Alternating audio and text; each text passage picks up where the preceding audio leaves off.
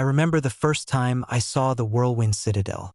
From the deck of the ferry that braved the storm-swept waters surrounding the vortex, it appeared like a mirage of stone and shadow, suspended above the swirling chaos below.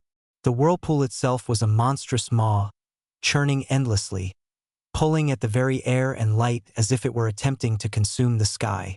And at its heart stood the citadel, an impossible structure of jagged spires and blackened walls, crowned by a wind that never ceased. They told me the wind was alive, that it didn't merely howl, it took. I had come seeking answers, though I hardly knew which questions I carried anymore. Some said the citadel was abandoned, a ruin of a forgotten kingdom swallowed by the storm. Others whispered of travelers who ventured inside and returned hollow, whispering fragments of madness that made the bravest men tremble. And yet, something inside me, a compulsion I neither understood nor could resist, drew me forward. Perhaps it was curiosity. Perhaps it was the thrill of facing the unknown. Perhaps it was something far darker, the knowledge that I had nothing left to lose. The ferry shuddered as a gust tore across the deck. I gripped the rail with white-knuckled hands, watching the whirlpool churn with increasing fury. The wind screamed, 1,000 voices in a single, unbroken roar, and for a moment I thought I heard a name carried on the gust mine. I tried to laugh at the notion, but the sound was swallowed almost immediately, leaving only the roar, the water, and the rising terror. When I stepped off the ferry, the stone beneath my boots seemed to pulse, vibrating with a resonance I couldn't name. The path to the citadel twisted like a ribbon of black glass, slick with rain and the spray of the relentless waters below. Every step felt heavier than the last, as though the wind itself was weighing me down. I hunched against it, squinting through the torrent, until I reached the massive gate. Its surface was etched with patterns that seemed alive, shifting, writhing, almost mocking me. I hesitated, my fingers hovering over the cold iron, before finally pushing it open. Inside, the citadel was darker than I had imagined, the shadows thick enough to choke on. The walls seemed to pulse, responding to the wind that cut through every crevice, every archway, every hollowed stone. I could hear it whispering in the corners of my mind, soft and seductive, as though inviting me to linger, to look closer. My heart pounded, each beat a drum against the encroaching madness. The first chamber I entered was enormous, vaulted ceilings disappearing into darkness above.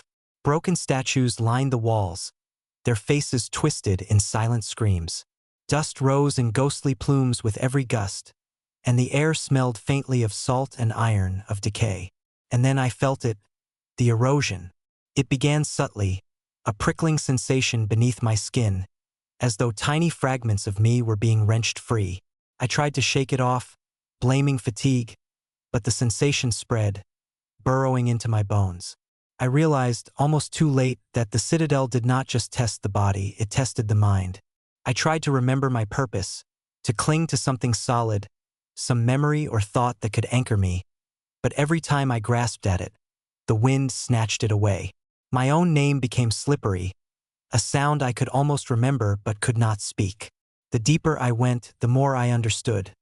Those who entered were stripped first of certainty, then of reason, and finally of identity. I pressed onward, drawn by some magnetic pulse from the center of the citadel. Hallways twisted impossibly, stairs spiraled into nothing, and doors opened onto voids that seemed to stretch into infinity. Shadows moved where no light could reach, and I heard them breathing in time with the wind, exhaling fragments of thoughts that were not mine. The air itself felt conscious, aware of my presence, testing my resolve. I began to speak aloud, naming myself, reciting memories, anything to remind myself I still existed.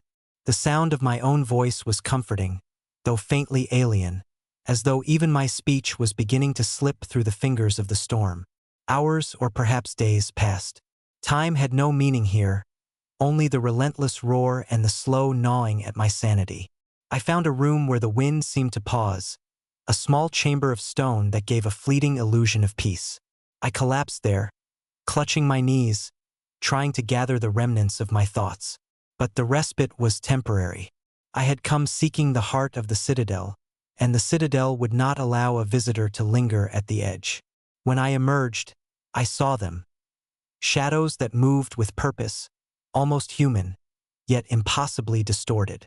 They were survivors, or perhaps echoes, of those who had entered before me. Their eyes were hollow, voices fragmented. They whispered warnings that slid through the fog in my mind.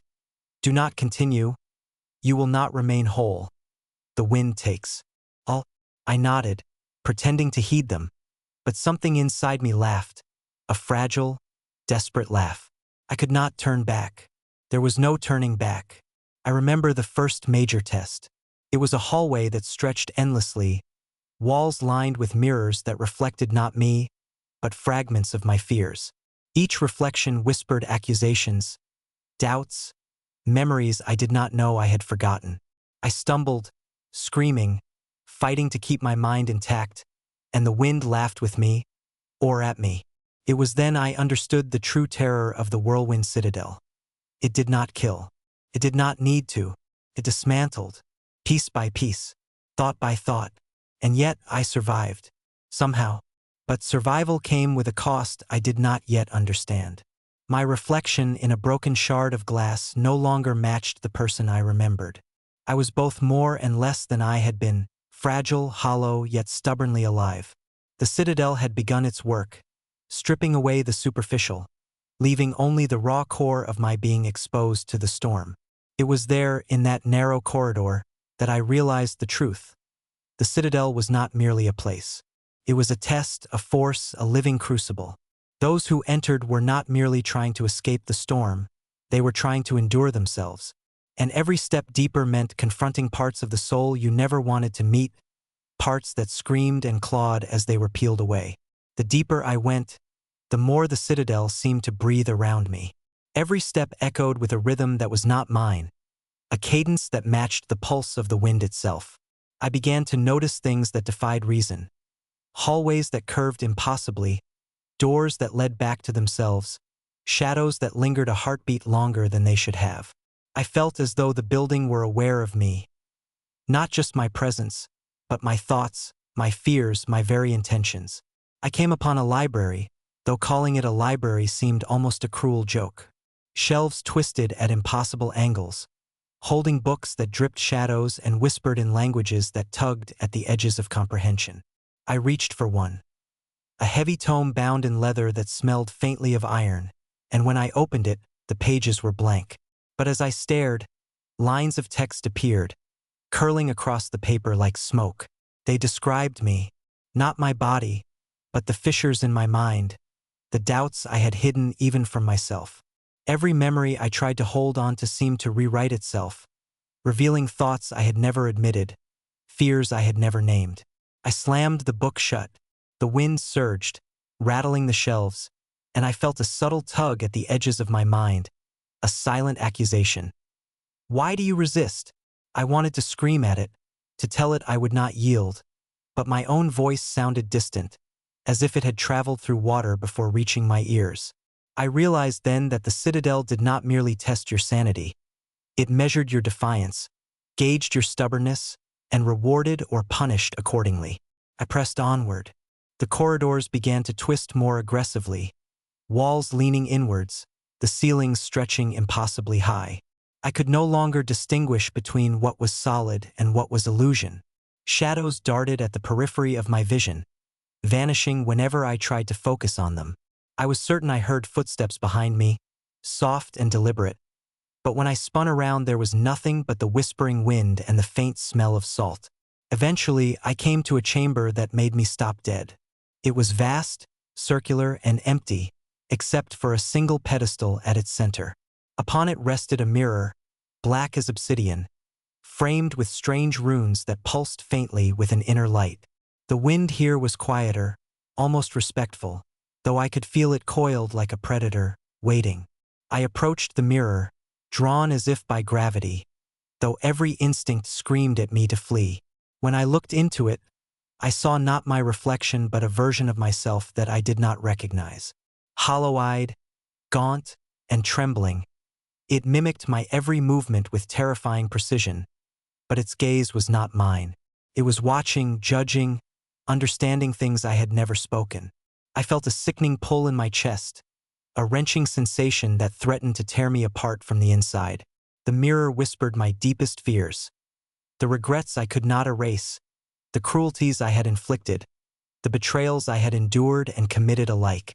Every shame, every doubt, every fragment of guilt was amplified 1,000-fold. And then it spoke. Not with words, but with a thought that struck directly into the marrow of my mind. Do you wish to leave, knowing what you truly are? I stumbled backward, choking on my own terror. The wind howled in approval, a twisted symphony that rattled the stones and my nerves alike. I realized, with a clarity I both feared and craved, that the Citadel demanded honesty. Not the polite, performative truth we show the world, but the raw, unfiltered truth buried in the recesses of the soul. And it would strip everything else away until nothing remained but that core. I ran. I don't know how long I ran, hours, days, or some twisted combination of both. The hallways repeated, folding over themselves, and the wind clawed at my mind like talons. I began to lose track of reality, of myself. My reflection in the shattered remnants of a window showed a stranger, a shell animated by desperation. And yet, somewhere beneath the eroded layers, I felt something stubbornly alive, the faint, flickering ember of self. It was then I realized the truth of the Citadel. It did not exist merely to torment the body or mind. It existed to strip the soul, to reveal what lay beneath the polished veneers of identity. And what lay beneath was often darker, lonelier, more terrifying than any storm outside could ever be. In a corridor lined with jagged stone, I stumbled upon another survivor. She was crouched against the wall, her hair matted, her eyes wide with terror, whispering to herself in a language I could not understand. Her hands clutched something small and trembling, a locket, a talisman, a fragment of memory perhaps. She looked at me, and for a moment I thought she might speak, might offer some fragment of guidance. But the wind surged, stealing her voice before it could leave her lips, and she vanished before my eyes, leaving only a whisper in my mind. You cannot outrun yourself. The lesson sank deep, embedding itself in my marrow. The Citadel had no mercy for those who sought simple escape. There was no fleeing, no bargaining, no clever trick or cunning plan that could undo what it demanded. To survive was to endure, to confront, and to accept the erosion. I began to notice the subtle changes in myself. Thoughts that had once seemed vital, the names of people I had loved, the details of mundane life, the very logic I relied upon, began to fade. But in their place came clarity of a different kind. I felt my fears sharpen, my instincts heighten, my mind stripping away distraction until only the essential remained. The process was agonizing, but a strange, grim satisfaction accompanied it. A sense of being closer to something fundamental, something true, even as everything else was torn away. And then I reached the atrium. The wind here was almost deafening, a hurricane contained within stone. In the center, the whirlpool below was visible through a vast circular opening in the floor, its waters rising and falling with terrifying rhythm. I understood then that the Citadel's heart was not above me or around me. It was beneath me, in the abyss, in the chaos that defined the storm itself. To reach it, I would have to step onto the fragile bridge that arched over the void. Each stone vibrated, responding to the roar of the wind, threatening to crumble under the weight of my doubt. I hesitated. The bridge seemed impossibly narrow, yet impossibly long, stretching beyond the edge of perception. Shadows flickered at its sides, as though the storm itself were mocking my courage. I heard whispers in the wind, some familiar, some alien, urging me to turn back, warning me that to cross was to lose all that remained of my mind. And yet, something stronger, something buried deep in my core, pushed me forward. Step by trembling step, I moved onto the bridge. The wind assaulted me, tearing at my skin, howling inside my skull. My heart felt as though it would shatter. My lungs burned with the effort of each breath, but I refused to look away. Shadows lashed at my ankles, at my mind, at the last vestiges of certainty. And still I pressed forward because the only alternative was to fall, and falling was surrender. At the center, where the bridge met the void, I stopped. The whirlpool below churned violently, a mirror of the storm in my mind. And in that moment, I understood what the Citadel had been teaching me all along. To survive, one must embrace the storm, not fight it. To endure, one must confront oneself in the rawest form, stripped of all illusions, and accept the erosion as part of existence. I closed my eyes. The wind tore at me, trying to strip away the last fragments of identity, and I let it. I let go of fear. I let go of doubt. I let go of the comforting lies I had clung to, and in the abyss, I felt something unexpected. Not madness, but clarity. Not despair, but awareness. I had become part of the storm, and the storm had become part of me. When I opened my eyes, the world had changed. The wind was no longer a force that battered me from outside. It was a pulse within me, resonating with every heartbeat, every breath. I realized then that the Citadel did not simply exist around the storm. It was the storm. Its stone, its shadows, its hallways, all were extensions of the same force that gnawed at my soul. And somewhere within that endless, roaring chaos lay the center, the heart that had drawn me here from the very beginning.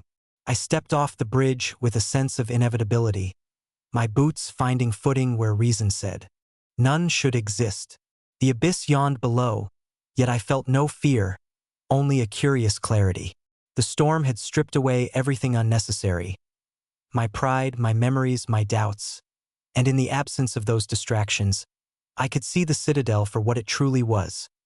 Not a prison, not a trap, not a ruin. It was a crucible. The walls of the next chamber pulsed with a faint light, black and red as though the stone itself were bleeding. Shadows twisted across the floor, forming shapes that suggested eyes, mouths, hands.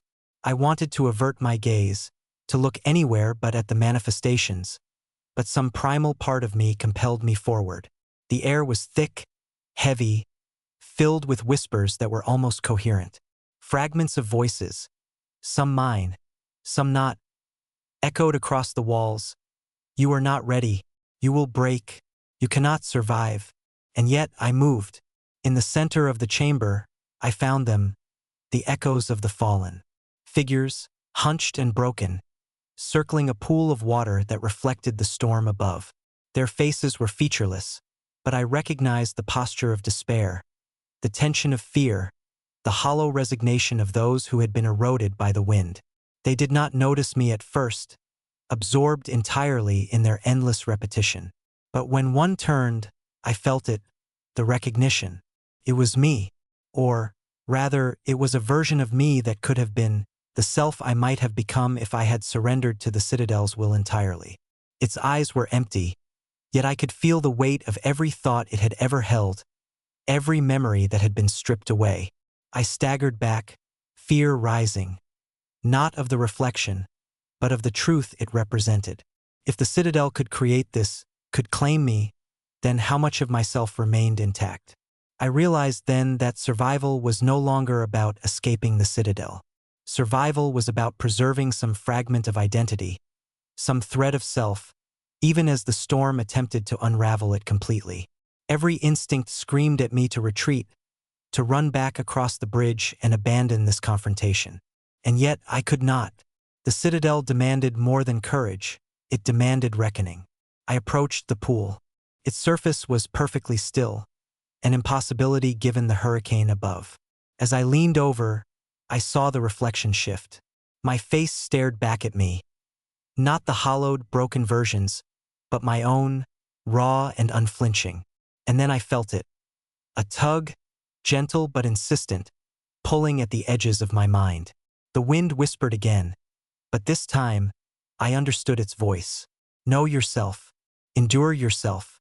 Accept what is stripped, and claim what remains. I sank to my knees beside the pool, letting the wind swirl around me. Memories I had thought lost flickered into clarity. A friend's laughter, a betrayal I had never forgiven, a fear I had buried. Each fragment threatened to shatter me, yet in acknowledging them, I felt a strange strength. The erosion was not just destruction, it was revelation. Time lost meaning. The wind rose to a deafening crescendo, and the chamber itself seemed to stretch into infinity. Shadows leapt and writhed, whispering temptations, lies, and fears. I felt my mind straining against the tide, every fiber of my being screaming for release, for escape, for death. And in that cacophony I understood. The citadel would not relent. It would strip, twist, and test until it either broke me or revealed me. Chose révélation. I let the wind claim the parts of me that had clung to falsehoods, to vanity, to denial. Pain flared as memories and fears were stripped bare. But with every shard of self that fell away, clarity grew. I was not unbroken. I was more fragile than I had ever been, but I was undeniably real, undeniably myself in the starkest terms possible. And then, the echoes reacted. The hollow figures that had circled the pool recoiled, as if recognizing that their claim over me had failed. They wailed, a sound that was both agony and rage, and scattered into the shadows. The storm above responded, the wind rising to a howl that rattled stone and bone alike. Yet I felt no fear. The citadel had tested me, and I had endured. The pool began to shimmer, its surface breaking into ripples that reflected not the storm above, but a path. Stone archways appeared in the walls where none had been, leading downward, deeper into the heart of the citadel. I understood instinctively, this was the final descent. To leave, to survive fully, I would have to confront the very source of the storm, the origin of the erosion itself. I descended the staircase that had materialized. Each step was a test, each breath a trial. The wind followed, circling like a predator, tugging at my mind, but I did not falter. My own thoughts had become weapons against it, my awareness shields against the madness. Shadows flickered around me, grotesque and mocking, but I felt an unexpected calm. I had faced the citadel, faced the erosion, and claimed my soul in the process. At last, I reached the final chamber. It was smaller, darker, simpler than the rest, yet impossibly more terrifying. At its center swirled a vortex of pure wind and shadow, a miniature storm contained in stone. The air crackled with the weight of uncountable minds, the fragments of every soul the citadel had touched. And at the heart of the storm, I sensed it. Not a being, but a consciousness vast and patient, waiting to see if I would break or endure. I stepped forward. The wind lashed at me, cutting through skin and thought, yet I moved with deliberate care. My mind screamed to flee, to deny, to retreat into old habits of avoidance, but I refused. I reached into the heart of the storm, not to conquer, not to escape, but to stand. And in that instant, the wind changed. It was no longer an enemy, no longer a force of destruction. It became a mirror, reflecting my own essence back at me. I understood, fully and finally. The Whirlwind Citadel did not destroy souls, tested them. It revealed them. It demanded confrontation with every hidden fear, every buried doubt, every piece of self one would rather not face. And those who endured, who pressed forward despite the erosion, became something more than before. Not untouched, not unscathed, but undeniably alive. I exhaled, a long, shuddering breath. The storm receded slightly, the chamber's shadows retreating into their corners. For the first time since I entered, silence prevailed, heavy and profound, and I knew I could leave. But the citadel, even in silence, whispered still. His voice was not cruel now. It was a reminder, a lesson, a covenant. Endure the storm or be consumed. I had endured. I stepped backward, feeling the staircase form again beneath my feet. The way out was real, solid, tangible. And as I ascended, leaving the heart of the storm behind, I realized that nothing outside would ever be the same. Not the whirlpool, not the wind, not the world itself. I had seen the marrow of my own existence, and it had looked back at me.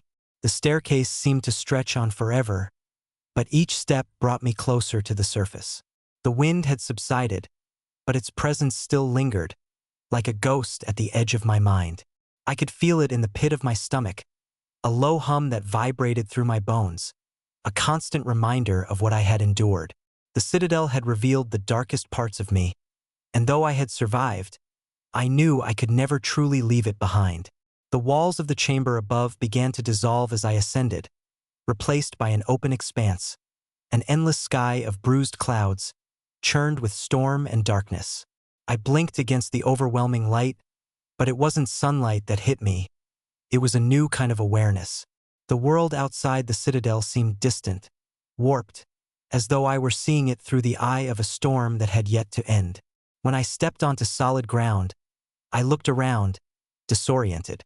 The whirlpool stretched before me, its ceaseless churning now impossibly distant, like a thing that belonged to another world. I felt the wind, no longer a gnashing, consuming force, but a soft murmur against my skin, as though the citadel itself were sighing with satisfaction. I was free, but even as the words whispered in my mind, a shadow fell over my sense of relief. There was no true escape.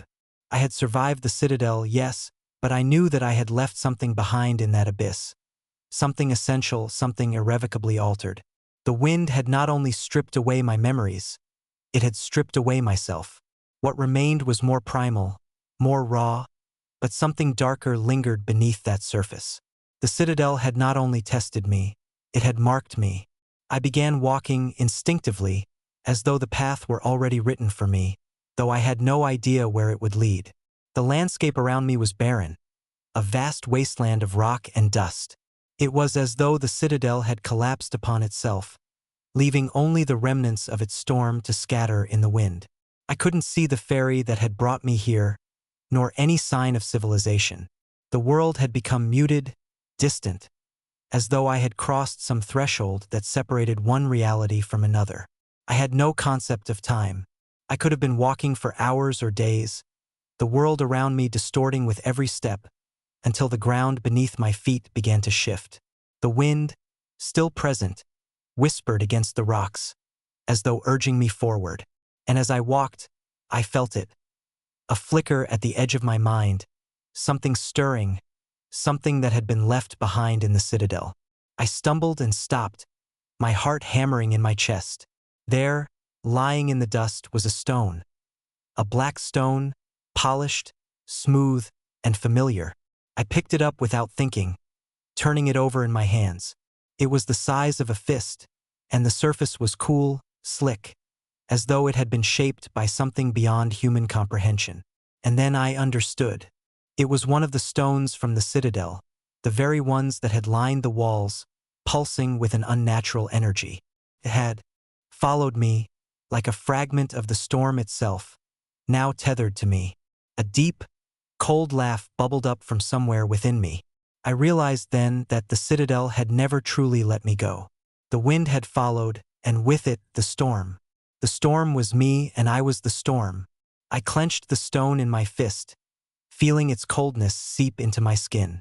The voice in my mind, no longer a whisper but a clear, jagged edge of thought, spoke again.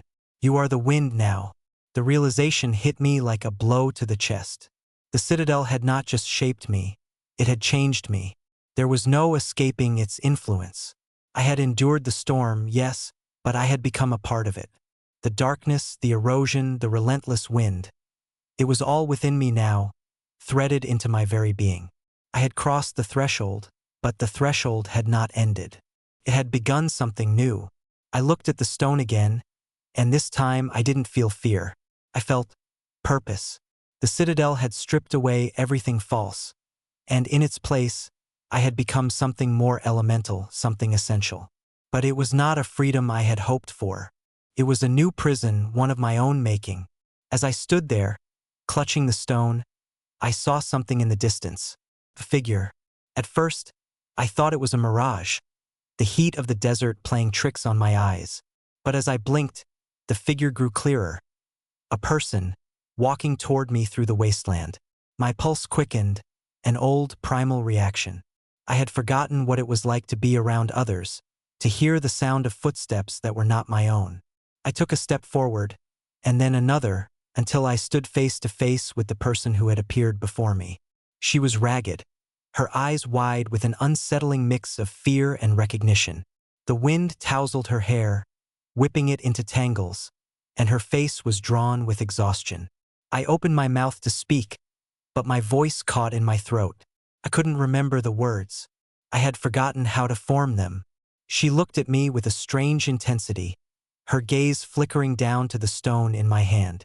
And then she spoke, her voice low and tentative, as though unsure of the words she was about to say. "You've been inside, haven't you?" I nodded, a hollow emptiness settling in my chest. She had known. She had been there too. "I felt it," she said, her voice trembling. "The wind, it never leaves. It's inside us, isn't it?" I wanted to answer, to tell her that yes, the Citadel had claimed us both, that we were no longer human in any real sense. But I couldn't find the words. Instead, I simply nodded again, and for a moment, we stood there, sharing the same emptiness, the same broken understanding. And then I felt it, the tug. It was subtle at first, a faint whisper, but it was unmistakable. The wind, the storm, it was calling again, urging me to follow, to return. The stone pulsed in my hand, as though it were alive, a heartbeat synced to my own. Without a word, I turned and began walking again, drawn toward the source of the storm. She called after me, but I didn't look back. Couldn't. The Citadel had left its mark, and now it was time to face it again, to step into the heart of the storm once more. I was no longer escaping it. I was becoming it. The days blurred together as I walked. The wasteland stretched out endlessly, a desolate expanse of cracked earth and distant, swirling clouds. I was aware, more than ever, of the pull, that gnawing, insistent tug at the edges of my mind. The storm was always there, beneath my thoughts, beneath my skin. I felt it in my chest like the steady rhythm of a drum, growing louder, more demanding with each passing moment. I had thought that leaving the Citadel would free me. I had thought that walking away from its crumbling stone would mean freedom from its hold. But now I understood. The Citadel was not just a place. It was a force, a condition of the soul. It had claimed me in ways I had never anticipated, and now there was no escaping it.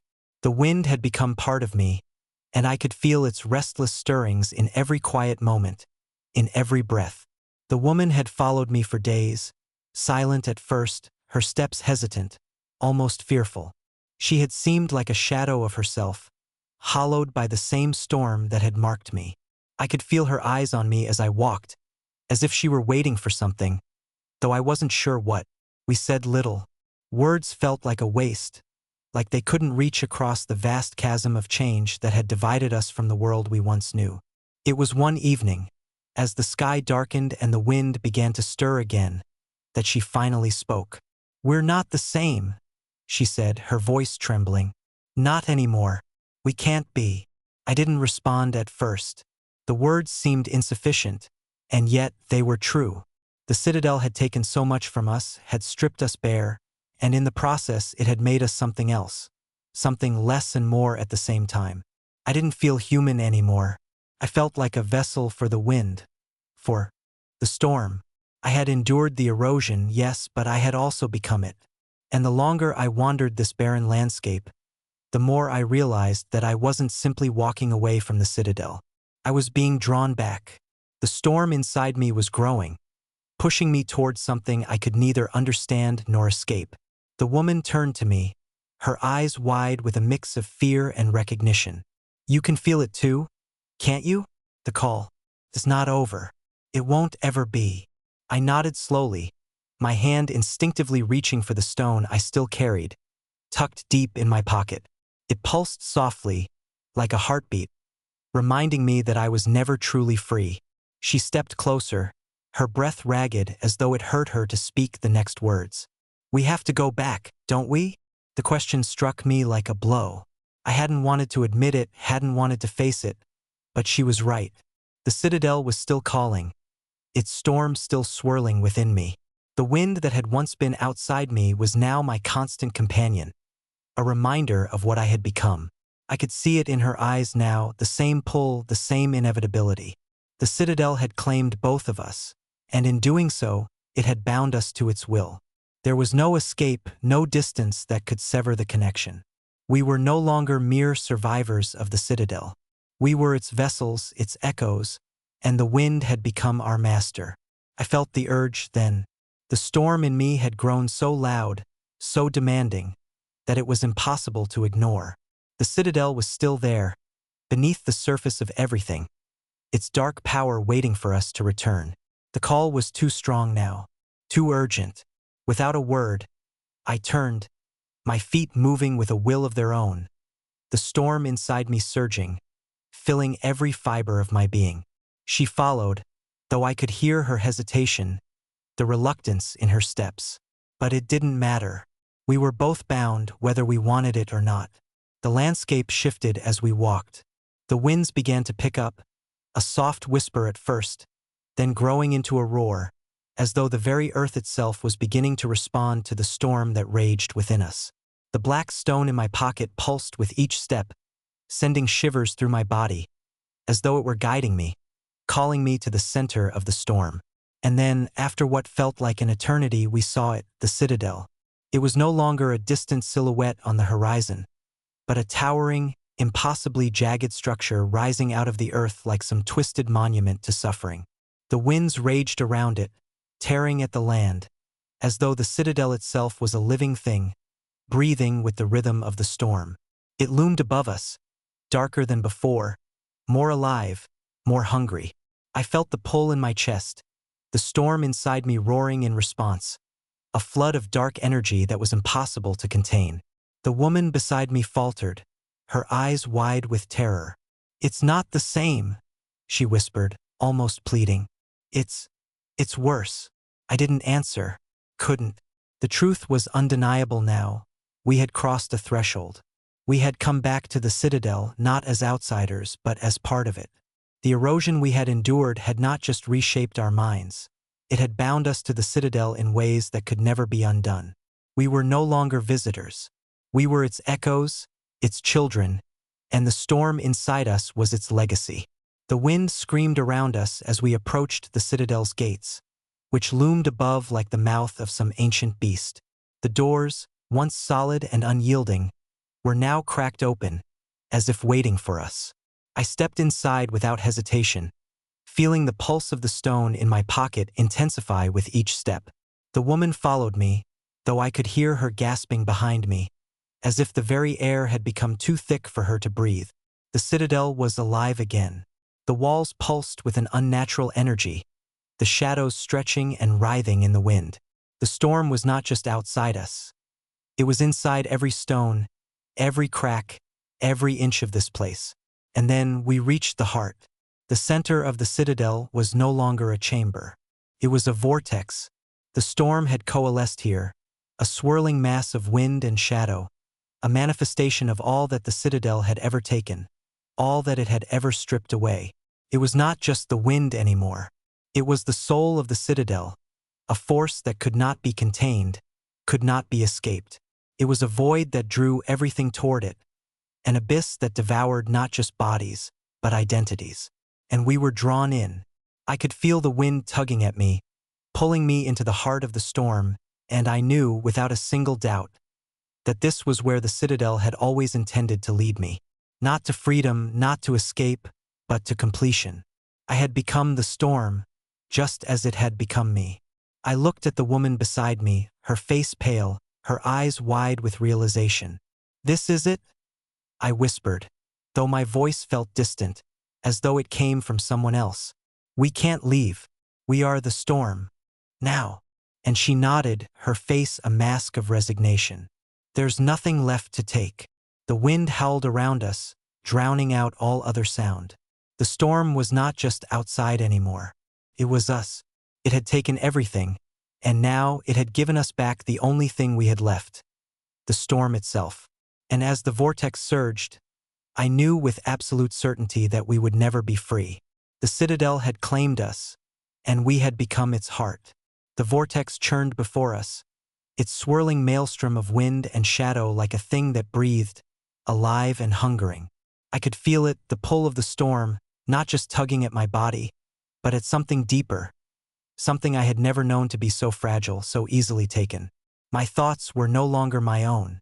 They were fragmented, splintered, and yet somehow more than they had ever been. The citadel had stripped me bare, and in its place, it had gifted me the storm. The woman beside me. She was no longer just a figure, not just another soul in this storm. She had become something else, too. Her face was pale, her eyes wide, but there was a kind of clarity there, as if she, too, had understood the truth. We had come here to this moment because we were no longer separate. We were the same now. The citadel had eroded us down to our most basic truths, and we had been shaped into echoes of the storm itself. I wanted to speak, to ask her if she felt the same pull, if she could see what I saw, feel what I felt, but my mouth wouldn't obey. It didn't matter anymore.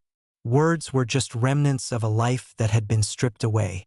The storm inside me roared louder, louder than my thoughts, louder than any scream I could ever muster. It filled my senses, drowning everything else. There was no escape. The citadel had consumed us, and now it was bringing us home. I felt the air grow heavier, thicker with each breath. The walls of the citadel seemed to pulse with an unholy energy, as though they were alive, as though they had always been watching us, waiting for us to return. Every corner, every shadow, seemed to beckon with the promise of endless dissolution. This place, this storm, was not merely a thing of wind and stone. It was a memory of all the souls it had consumed. Each stone, each crack in the walls, was filled with the echoes of those who had come before us, those who had been swallowed by the same hunger. I reached out a hand instinctively, as though I could touch the storm itself, as though it could still be something separate from me. But the moment my fingers brushed the wind, it became me. My skin tingled with an almost painful intensity, and I felt my body shift, stretch, transform into something less than human, yet more than I had ever been. My vision blurred, and for a brief, heart-stopping moment, I saw everything. I saw every shadow of every person who had ever entered the citadel, their souls broken and reshaped by the storm. I saw their memories, fragments of them, still swirling in the vortex, still trapped in the very air around me. And then I saw myself. Not the person I had been before the citadel, no, that self was long gone. What I saw was a version of myself that had been forged in the storm. I was a shadow of wind and stone, a thing that had once been human but had now become a part of the storm's endless hunger. There was no more me, no more identity, no more distinction. I was the storm. Beside me, the woman shuddered as though she had experienced the same vision, the same revelation. Her eyes, once filled with fear, were now empty, as if she, too, had shed the last vestige of who she had been. She looked at me, and for the first time since we'd crossed the threshold of the citadel, I saw a flicker of understanding between us. She had come to the same realization. We had become the citadel. The wind howled around us, a deafening roar that filled every corner of the chamber, curling through the very marrow of our bones. The vortex surged, its power undulating in the air, a living thing that had grown stronger, more voracious, more hungry with every soul it had consumed. We were no longer just its victims. We were its children, its inheritors. I could feel the pull of the heart of the storm, urging me to step forward. I didn't hesitate. My feet moved as if guided by something greater than myself, a force beyond reason, beyond choice. The woman followed, though her steps were more hesitant, as though she still fought against the inevitability of it all. But she could not escape it. None of us could. We stepped into the heart of the vortex, and in that moment I understood. The storm had never been something to survive. It had never been about escaping. It was about merging, about becoming one with the very essence of what the citadel was. The endless erosion of self, the endless stripping away of everything that made us human. The wind swirled around us, pulling us deeper into its heart. I felt the weight of it, the weight of all the souls that had come before, the weight of all the loss, all the fear, all the suffering. And yet, in that weight there was a kind of freedom. No more fear, no more pain, only the storm, and within it, a strange, dark clarity. I was no longer myself, and yet I was everything. The woman beside me was gone. her form dissolving into the wind, becoming one with the vortex. I felt her presence, though her essence, her soul, melding with mine, becoming part of the storm. She was a part of me now, and I was a part of her. We had crossed the threshold, and there was no return. There was only the wind, only the storm. I closed my eyes. The wind howled louder, and I felt my body dissolve, my mind stretch into the very fabric of the citadel, into the very core of the storm. And in that moment, I realized something terrible and profound. The citadel had not claimed us. It had created us. We were not just survivors, not just echoes of those who had come before. We were the next step. We were the storm's new form, its new incarnation. And now we would feed it, sustain it, perpetuate the endless cycle. The storm inside me howled, louder than anything, until it was all there was, until I was nothing but the wind.